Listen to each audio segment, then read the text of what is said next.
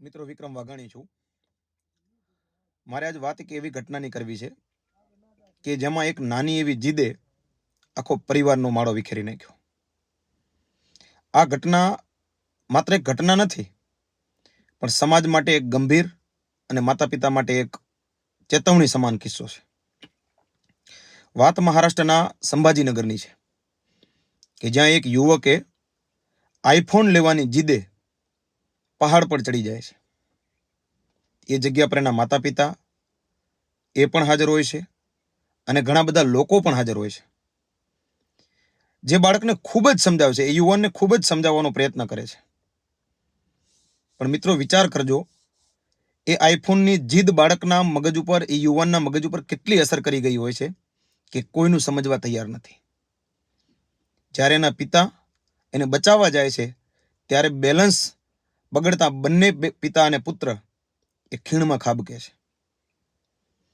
અને આ બધું દ્રશ્ય જોઈને ત્યાં ઉભેલી માતાને પણ આઘાત લાગ્યો. તમે વિચાર કરજો મિત્રો કે માતાની સ્થિતિ શું હશે કે જેની નજર સામે એક પિતા અને એ પુત્ર ખીણમાં ખાબક્યા, ત્યારે એના મનની વેદના શું હશે? એણે વિચાર્યું છે કે મારી નજર સામે મારો સંપૂર્ણ પરિવાર ખતમ થઈ ગયો, સર્વસ્વ મારું લૂંટાઈ ગયું. અને ત્યારે એ માતા એ પોતાના પતિ અને પુત્રની આ આઘાતમાં પોતે પણ ત્યાં ખીણ ઉપરથી કૂદકો લગાવી અને પોતાનો જીવ આપી દે છે. મનને એકદમ કહેવાય ને કે ઝંઝોડી નાખે એવી ઘટના છે. પણ આની પાછળ કયા જવાબદાર કારણો છે કે યુવાનની જીદ આ હદ સુધી પહોંચી જાય છે?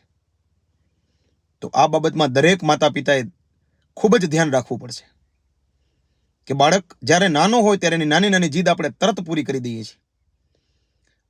એ બાળકને એનો ખ્યાલ નથી હોતો કે કઈ જીદ પૂરી કરવી જોઈએ, કઈ જીદનો શું નુકસાન છે, કઈ જીદનો કેટલો ફાયદો છે, એને ખબર નથી. જીદનો હંમેશા કોઈ ફાયદો હોતો જ નથી.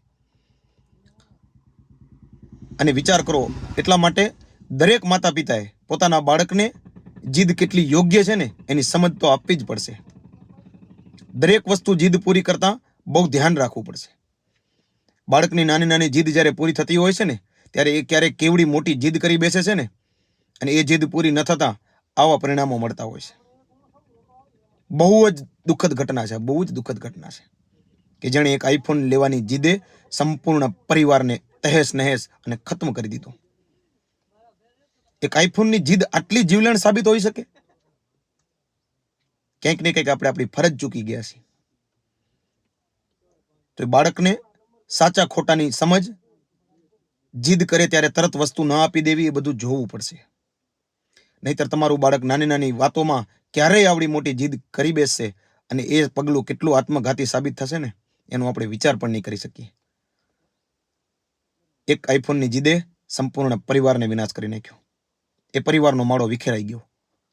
એ માતાએ પાછળ છલાંગ લગાવવી પડી. આ કિસ્સો ખરેખર સમાજમાં ઘણું બધું શીખવાડી જાય છે, દુઃખની સાથે શીખવાડી જાય છે કે બાળકને જે માંગે એ આપવું. બાળક માટે જ આપણે બધું છે, પણ એની જીદ કયા પ્રકારની છે, કેટલી યોગ્ય છે, એનું પણ ધ્યાન માતા પિતા જ રાખવું પડશે.